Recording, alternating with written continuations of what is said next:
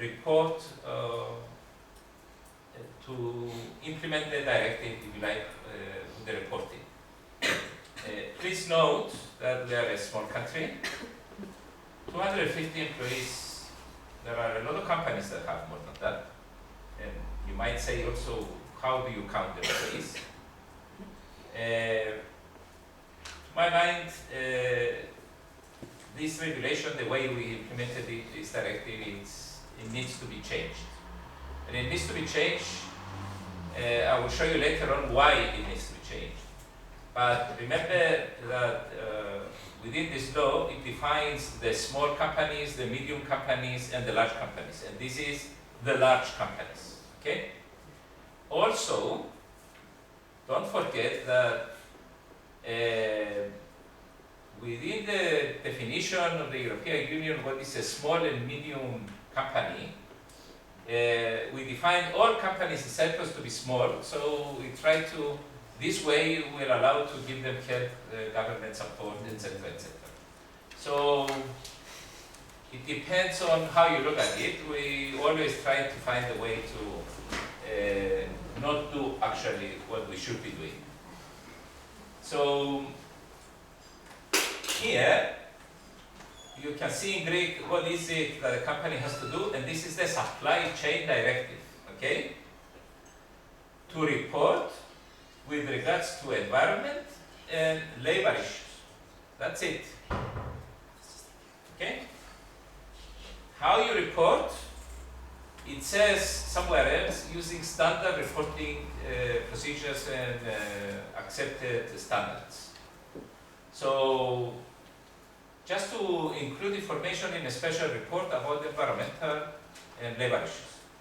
Now, what type of report you write, you realize if you just say that I love the environment, that I planted a tree in my yard, it should be enough according to these regulations. And we don't even specify the type of reporting that should be done. If you look at the website, the European Commission's website, the reporting standards they mean in the directive, this is what they say, when they say in the directive, the standard for reporting is the Global Reporting Initiative, the UN Global Compact, the ISO, and the Tripartite Declaration for the International Labour Office. So these are the 5 standards that we could have included in our law in Cyprus, just to tell the companies that, you know, just choose any one of these standards and just use it in your report. We didn't even do this. We said just known standards or whatever. That is, this law is a law that I would love to get the NGOs here in Cyprus to do something about it. It's very difficult for a single member of parliament or even 2 if we try to change this. I am actually in the process of trying to do this because in this law that we have, the company law, it's the place to put the obligation of a company to report on its corporate social responsibility, which is another way of checking their environmental and social behavior. And you realize with the synthesis of the MPs that we have now in Parliament, I doubt whether that would be an easy job. And this is the reason why we need the pressure from the civil society to actually do this change. And this is why you come here. If you want to do something, this is a very interesting thing to work on. That's why it's the time for change. Now is the time to change. Always. So here is something to sleep tonight. We have other regulations that check on the on supply chain. One such regulation, which when it came to force, I was a commissioner at the time, and I did my rounds with the companies. And if you talk to them verbally, they say, of course, we will do this, but what they do is a different story. and this is the EU timber regulation. You realize that if you wanted to protect the huge forests of the planet, and Indonesia, fortunately, is one of the three, Indonesia, Congo, and the forests in Brazil, these are the three biggest forest areas in the world. These are the forest areas that you hear the COP people talking about when you have the climate change discussions, for instance in COP21. These are the countries who are trying to support to maintain their forests and even increase them. So we don't need to, I don't want to buy a table at home and know that the wood coming from that table is wood that originates from an illegally timbered activity. So you want to protect the forest, so we have this regulation in the European Union. Notice it's a regulation, so therefore, thank God we cannot water it down here itself. We need to apply it as it is. You have to have, here you need to check your sources. Let me tell you that the first thing I did when I was elected for the first time in May, I wrote a letter to government because I need to tell you that I follow all the public procurement procedures that they do. So I saw government coming out to buy wood. They came out for tender of wood. I read the tender and it had no reference in the timber regulation that the company needs to do this.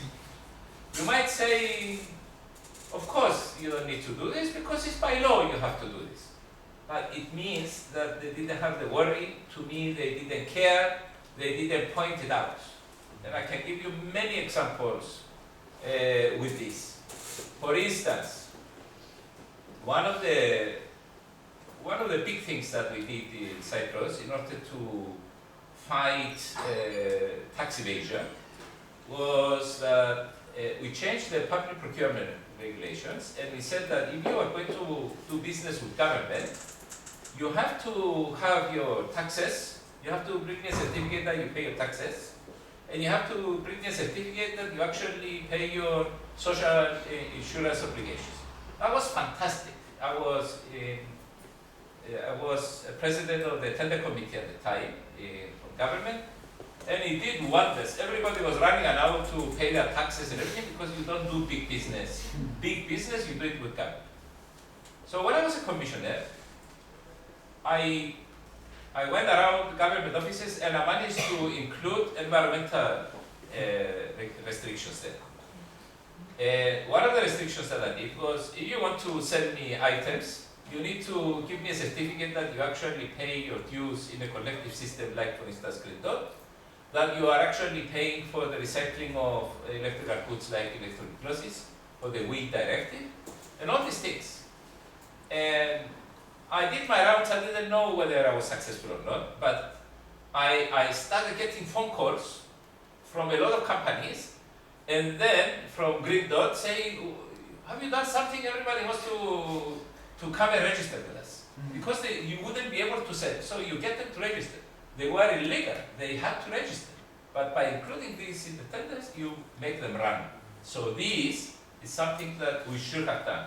Bring me the certificate that proves that you are meeting the requirements of regulation for timber. There is another regulation. It's the famous flag regulation. You'll find it all over the place. This is for illegal timber, and it's another regulations.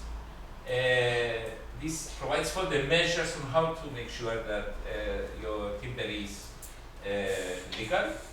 And it's important for the supply chain. You realize how big a timber consumer Europe is. So it's very important to implement these things. And it's important to also have a look at the NGO websites that do this because they have done great work on these issues.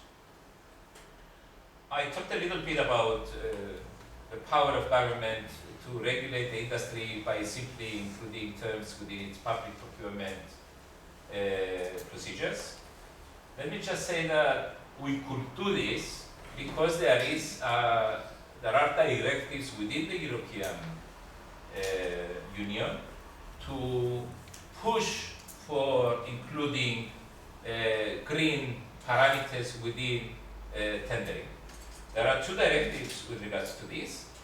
And what these directives do actually, and we have them in Cyprus, is that they allow governments and any public authority, when you say government, imagine all the government departments, the universities, the municipalities, the Cyprus Telecommunications Authority, Electricity Authority. I mean, they are the biggest buyers. Just to give you an idea, government spends around 500 to 600 million euro every year on buying stuff and services. So you realize if you manage to green those, automatically you push for the society to actually do this. So you have this. The nice thing about this is that at the beginning, when you go to, let's say, a municipality and tell them, you know, you have to have green parameters within your public procurement, they say, okay, thank you very much, and they do nothing. So the nice thing about the directive is that they force you to do a policy. So you have to have a policy on how you are going to implement your public procurement, the green procurement positions. You have to have a policy. And the Department for the Environment, they have a sample policy that they send to everybody. Most of them, they take it as is and they implement it. We hope that they implement it. Most of them don't. And you have to push them, keep pushing, because it's obligatory to have the policy, the company policy, but it's not obligatory to use it, okay? So this is the difficulty with regards to this directive. But there are certain organizations, I should say, for instance, the Cyprus Telecommunications Authority is fantastic in its, I think it leads the way in green public procurement, and I use them as an example in many presentations that I did to show others that if you want to do things, you can do. Let me just give you a few examples on how you can do this. For instance, now we do this in government. We specify how much recycled paper is within the copy paper that we buy. We specify, for instance, if you are going to buy something that is made of plastic, that it should be 100% recycled plastic. This is a fun thing, the organic products. We have a decision to buy organic products for feeding prisoners, for the army, for the schools, certain schools that we buy, and hospitals. So this is within our policy to do this. And the interesting part is that when I was a commissioner some years ago, I wrote a letter to all these people, and I said to them, do you buy organic products? And the replies that I got from all of them was no. I called the organic farmers associations and I said, look, you have a market. They come out asking for organic products, they come out for tenders asking for organic products, and the organic producers, they don't respond. The government does its part, it comes out for tenders and they don't respond, they don't do it. So I get them working on it. So when I was elected, again I wrote a letter. Do you buy organic products? And the response I got was, no, because we come out for tenders and they don't respond. So sometimes it's not only the fault of government, they do their proper job, but the organic farmers, they don't respond, they're not well organized, they don't follow the procedures, they don't know how to check this. Interesting part, I was listening to a presentation, Swedish people always, they never cease to amaze me. In the public procurement tenders, they say that the truck that is going to deliver the goods, it has to move on the streets in an hour other than a rush hour. They cannot pass near a hospital. they cannot pass near a school or a nursery. So they define the route of the truck. Okay? This is the detail into which you go when you actually care about your certificate, about your tendering procedures. And there are other things. For instance, to buy hybrid cars, which is a hugely misunderstood topic here in Cyprus. Electric motorcycles, I need to tell you that the municipality of Nicosia is the leader of this. They buy electric bikes, and they also have people patrolling on bicycles. I don't think that any other city here in Cyprus does that. And another issue that you can put here, because it's a huge problem, is, for instance, when I buy a computer and you actually bring me the computer, I bought a computer, I didn't buy a computer in a box. So what I say within my tenders, I want the computer on my desk. I don't want the computer on my desk and an empty box next to the computer. So you can specify that I need unboxed, delivered on my desk, and you take your boxes with you. Okay? It might not mean much when you look at computers, but for government, you have the boxes there, and you have to pay to get rid of them. So you make the company take the boxes away. That is not important, perhaps. But for instance, think about a private company. For instance, you are a hotel, and you buy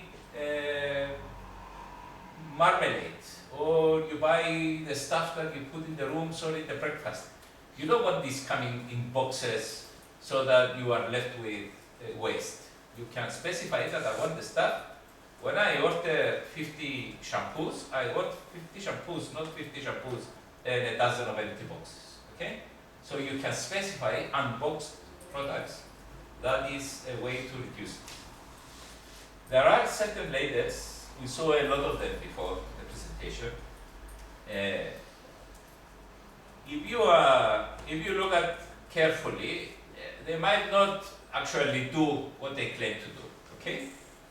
But if you sit on the government side and you go to, let's say you want to buy something, and you go to the civil servant and you tell him, we have these huge problems in the world about coffee supply. And you need, when you buy coffee for government, please make sure that the coffee is actually,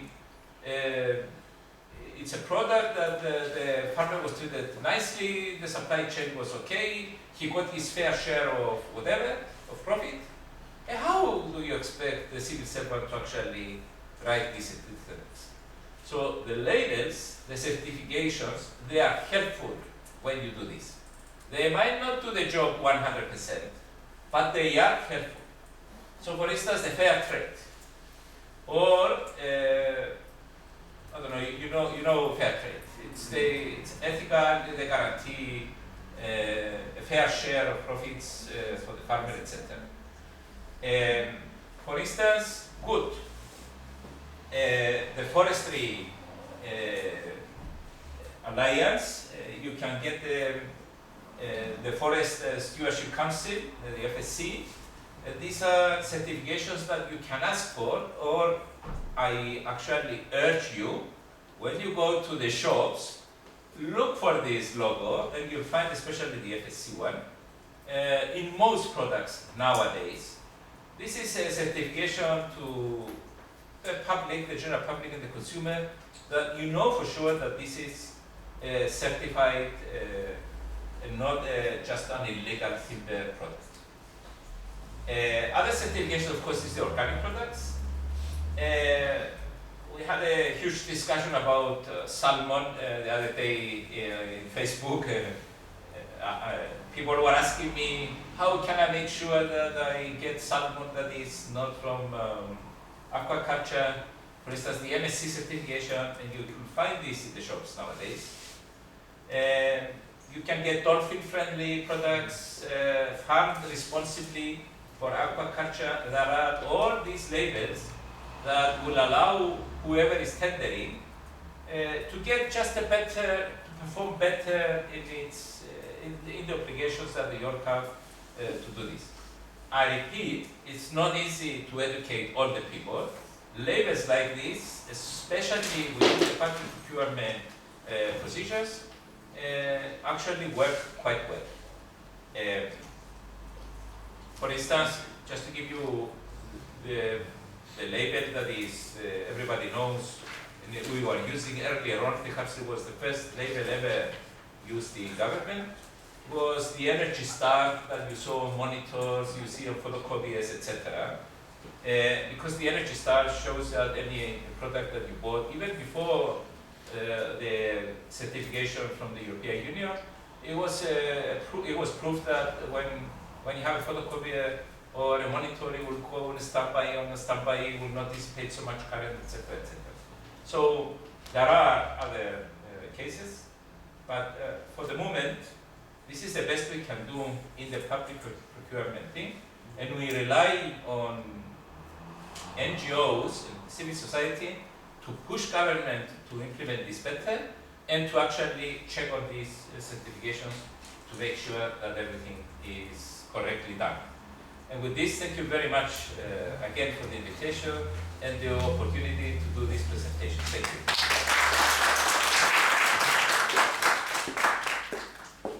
Thank you very much. Thank you to our speakers. It was very, very interesting. Thank you to all of you as well for listening attentively. We are going to ask you to take some of these papers and write some questions for us during the coffee break as well, which is going to start now. And as soon as we come back during our roundtable, we can start discussing these questions. Thank you. And